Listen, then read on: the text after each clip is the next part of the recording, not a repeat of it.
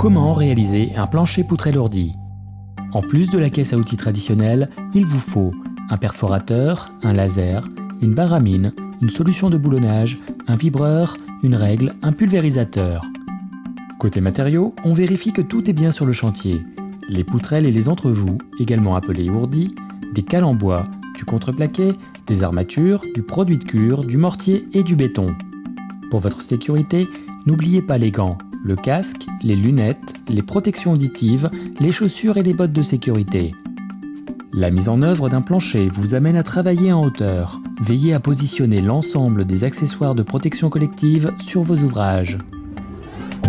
Première étape, la préparation. Commencez par vérifier la hauteur des arases des murs. Pour cela, servez-vous du trait de niveau. Si la rase est trop haute, rectifiez. Contrôlez également la largeur de l'appui permettant de recevoir les éléments préfabriqués. Elle dépend du type de mur et doit répondre aux prescriptions du fabricant. Deuxième étape, montage de l'étaiement pour coffrage de rives. Si votre chantier le nécessite, commencez par installer des plattelages pour coffrage de rives.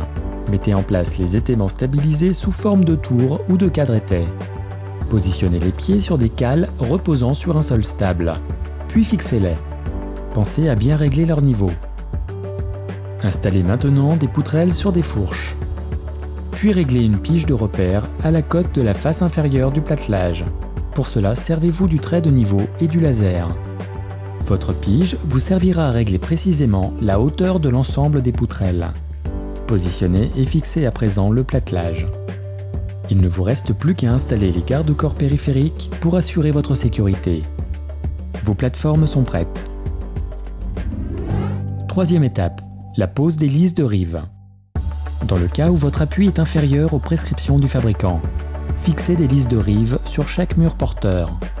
Positionnez des poutrelles le long des murs sur des étais disposés tous les 1,50 m. Réalisez un boulonnage tous les 2 mètres pour assurer leur stabilité. Puis réglez leur hauteur à l'aide de la pige et du laser sur le niveau bas du plancher. Vous pouvez adapter cette technique en utilisant directement les trous de tige de vos murs. Quatrième étape, pose des poutrelles. Préparez une poutrelle après avoir vérifié sa référence.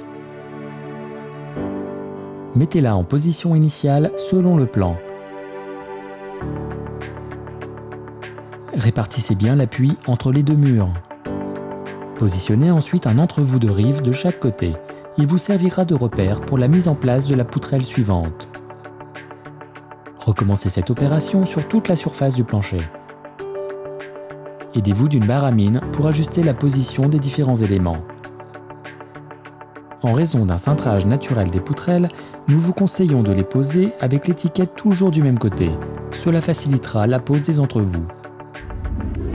Cinquième étape, l'étaiement. Conformément au plan de pose du fabricant, installez votre étaiement.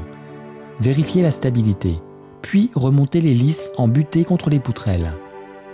Ajoutez l'étaiement secondaire sous les poutrelles en respectant la charge à reprendre.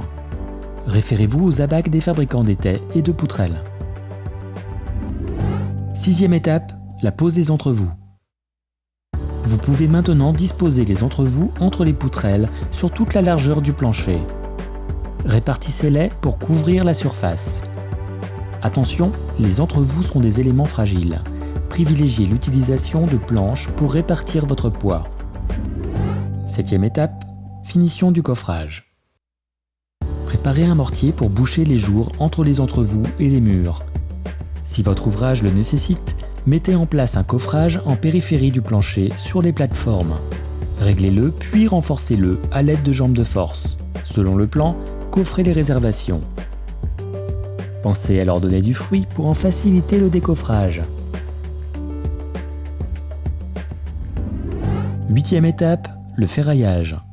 Après avoir réalisé la coordination avec l'électricien et le plombier du chantier pour la mise en place des incorporations, vous pouvez réaliser le ferraillage du plancher selon le plan de pose.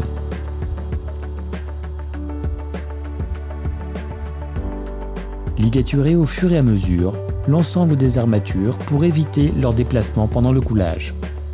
Votre ferraillage est prêt. Neuvième étape, le coulage. Après avoir vérifié la conformité du béton, vous pouvez maintenant couler. Humidifiez le support, puis répartissez le béton sur l'ensemble de la surface du plancher. Vibrez-le au vibreur. Ne restez pas trop longtemps au même endroit.